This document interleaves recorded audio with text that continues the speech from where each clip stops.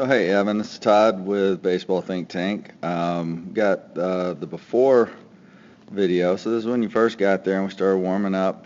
And then we have the after video on the left after we went through some drills and things. I just want to tell you, man, you do a lot of things great. If I could teach your lower half to a lot of guys, and I'll show you some differences where you got better. But just to look at the beginning when you got there, if we look at landing and kind of see where you are when all the weight's okay on the front foot there, okay, that's as your body gets ready to rotate and go into throwing the ball, okay, that's basically where you were when it's time to change directions and get more of the trunk rotation, which is going to lead to arm rotating. If we look at the video on this side, okay, we see the weight transfer.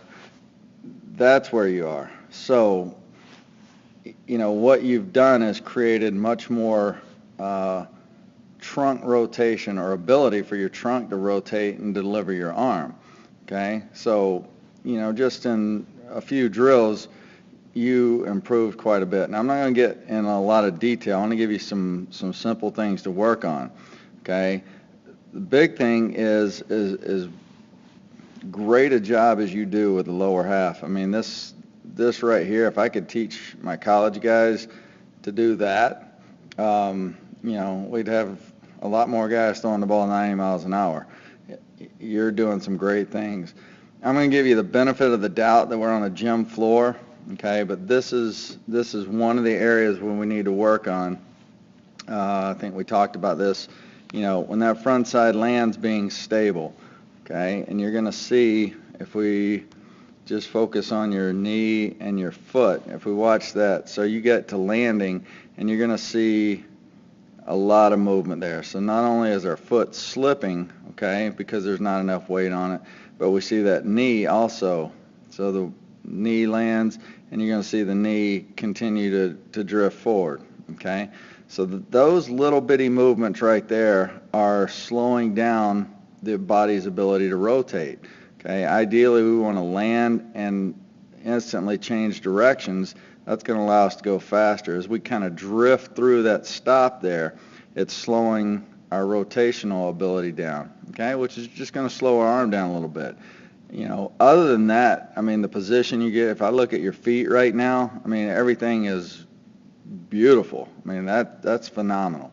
Okay, so a couple things I want to step back and work on. If what's going wrong, what's throwing us off, is happening here, okay, that means whatever's causing that is happening back here, and this is where we see that. Okay, so as you're going into leg kick, notice how this back leg is just kind of staying straight. So there's not a whole lot of weight. You're not doing a whole lot with the back leg at this point. You get all the way to the top of your leg kick, okay? Now you decide to start pitching, okay? We want to kind of change the timing of that so that right there, what you feel as you're coming out of leg kick, if you think about the weight right here on this back leg, the energy you feel in your back hip, if you want a better word, your butt, okay? Think about this energy right, what do you feel in your back leg right there? Okay, feel that, so just practice it a little bit. So what you feel your back leg doing now, I want you to feel in your back leg right now, okay? So this feeling there is what I want you to work on feeling as you're going into leg kick. In other words, what we're going to do is we're going to start moving the body, slightly. We don't have to be in a hurry. We don't have to rush. But instead of wasting all that time going straight up and not really doing a whole lot, let's start the process of this. Let's start that on the way up with our leg kick.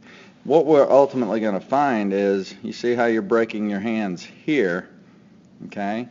Ideally, I want the body in this position, okay? So if we drew a line and let me clear that. do a line this way. That's perfect. That's perfect. When your body is about right here, that's where we want the hands to come apart. Okay, so your hands are coming apart here. Okay, I want our hands to come apart when we're there.